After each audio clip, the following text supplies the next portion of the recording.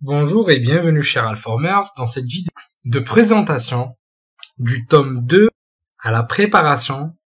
de la certification CAMPTIA Security Plus dont le code d'examen est le SY0401. La CAMPTIA Security Plus, rappelons-le, est une validation indépendante des constructeurs et éditeurs de solutions de sécurité informatique et ainsi l'obtention de l'examen valide les connaissances et compétences requises afin de pouvoir identifier les différents risques au sein d'un système d'information, mais aussi pouvoir proposer des solutions et maintenir un niveau de sécurité adéquat au niveau du SI. La certification CAMPTIA Security Plus est accréditée par l'ISO sous la référence ISO 17024. Suite à cette formation, vous serez donc capable de pouvoir mettre en place une architecture sécurisée, de durcir une architecture déjà existante, mais aussi vous pourrez acquérir les compétences nécessaires dans un cadre de sécurité offensive.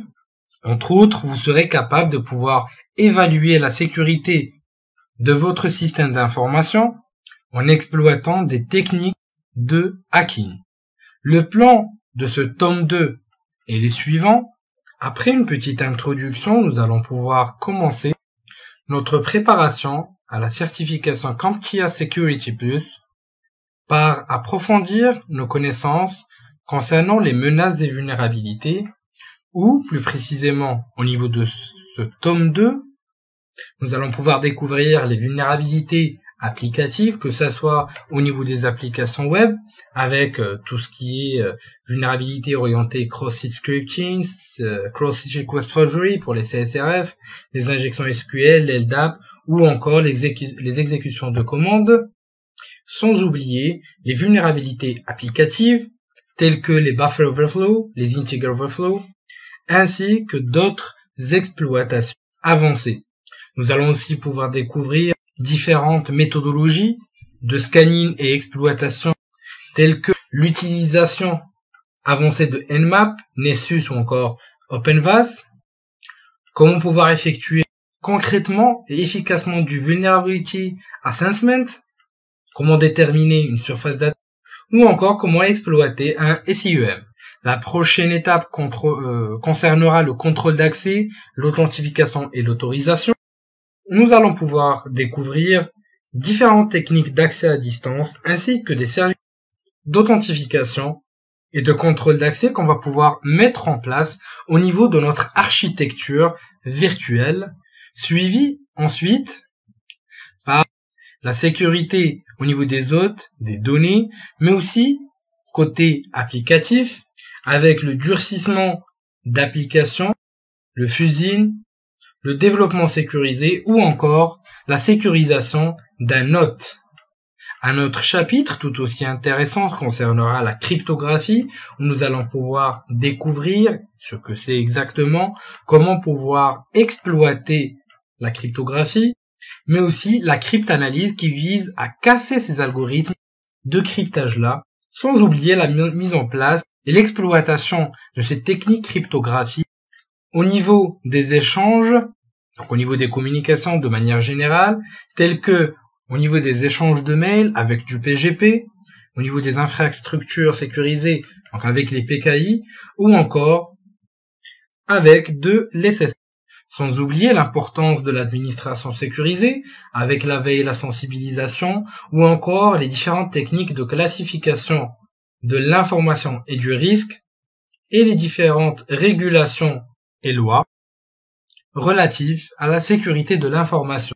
Quant au Disaster Recovery and Incident Response, nous allons pouvoir découvrir comment mettre en place un plan de continuité de service, ou encore les méthodologies à suivre afin de pouvoir effectuer un test d'intrusion,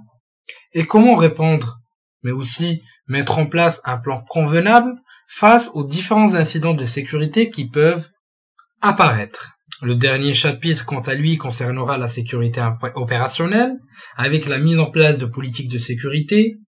ou encore les différents types de contrôles à mettre en place au niveau de votre système d'information, et ainsi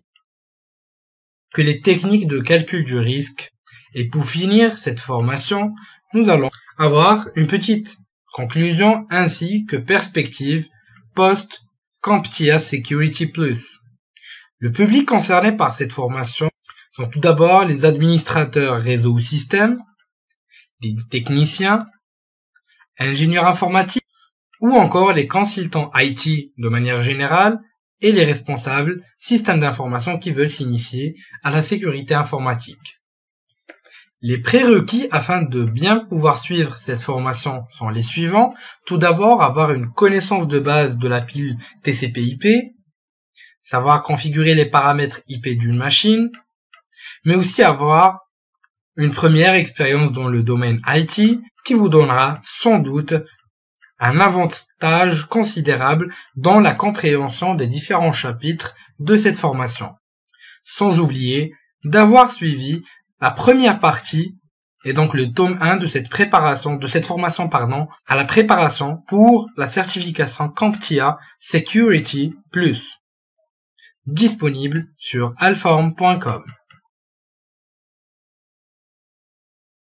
Je vous dis donc merci de votre suivi et à la prochaine vidéo sur Alform. Dernier petit point, n'hésitez en aucun cas à me contacter si vous avez n'importe quelle question ou remarque, ou à rejoindre le groupe sur Facebook d'Alform, donc Alform Hacking Forum, pour toute question ou suggestion.